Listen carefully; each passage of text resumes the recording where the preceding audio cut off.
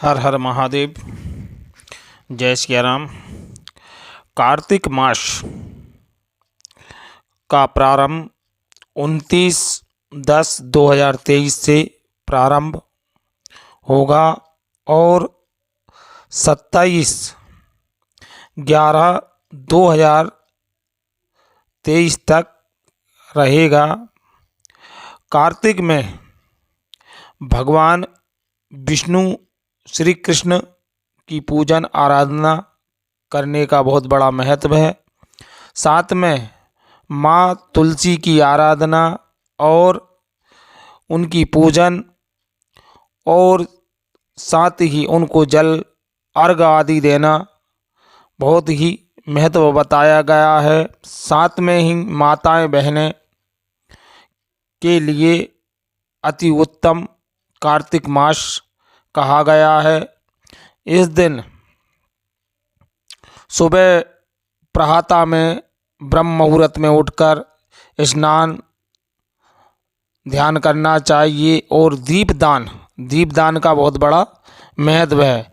दीपदान इसलिए करना चाहिए क्योंकि कार्तिक मास में जितने भी दीपदान किए जाते हैं या किसी मंदिर में कर दें या आंवले के पेड़ पर, पीपल के बिल वृक्ष पर या नदी के तट पर या तीर्थ तट पर, तो उसका कई गुना फल की प्राप्ति होती है। इस महीने में दान, जप, पूजन आदि करना बहुत लाभकारी बताया गया है। इसलिए इस महीने में कार्तिक में सबसे अधिक भगवान की माँ लक्ष्मी जी की भी आराधना की जाती है। साथ में विष्णु श्री कृष्ण की आराधना हम लोगों को करना चाहिए। यही इस कार्तिक मास की महत्वता है। और कार्तिक में ही बहुत पर्व माने जाते हैं, जैसे करवा चौथ है, अहो अष्टमी है,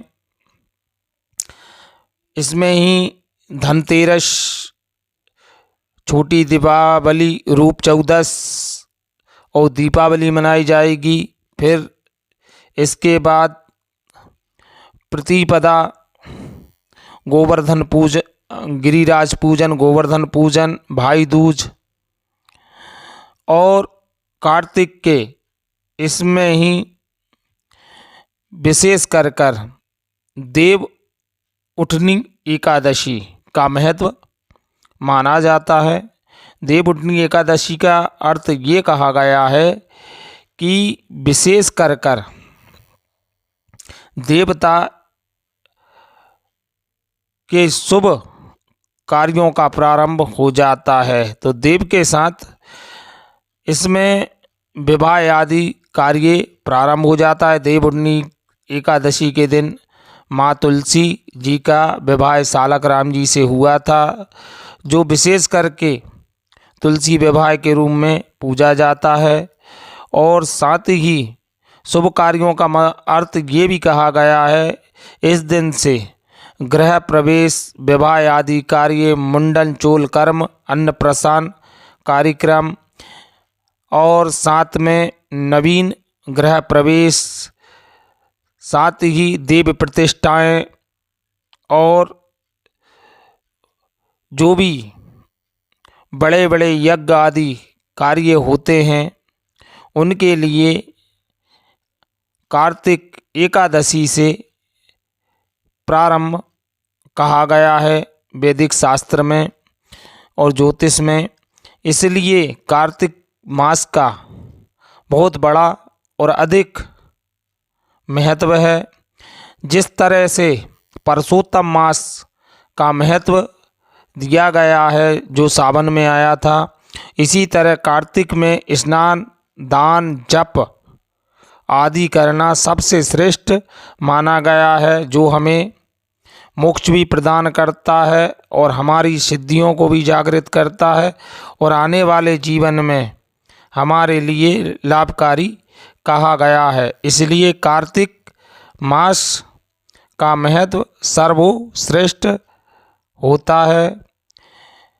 इसलिए कार्तिक में स्नान, दीपदान का इसलिए भी महत्व है कि दीपदान या तो आप घर पे करें या मंदिर में करें या पीपल वृक्ष पे रख दीपदान करें या आंवले या बिल वृक्ष पर करें।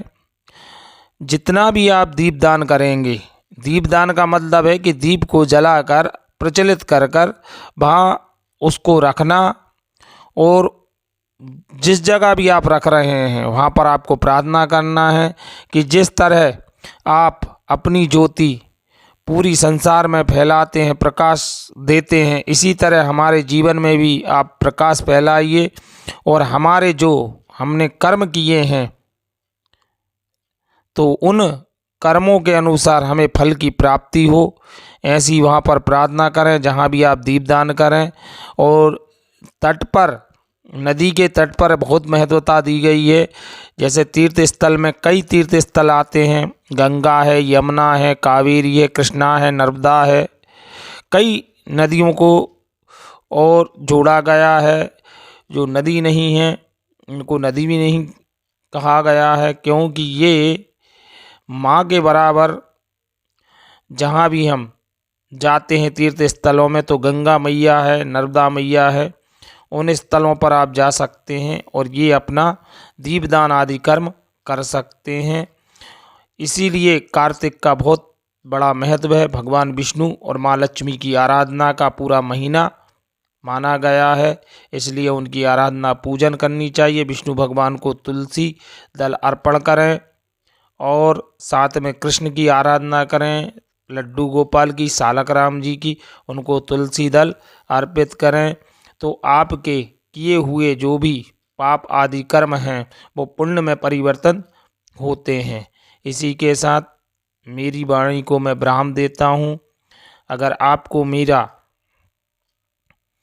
यूट्यूब चैनल माँ उमा शिव कृपा ज्योतिष पसंद आए तो लाइक करें, कमेंट करें और मेरे यूट्यूब चैनल से जुड़ें और लोगों को भी जोड़ें। यही उपेक्षा के साथ जो भी अब मेरे आने वाले वीडियो रहेंगे आपको मेरे चैनल पर आपको ज़रूर प्राप्त होते रहेंगे। और साथ ही अगर मेरे वीडियो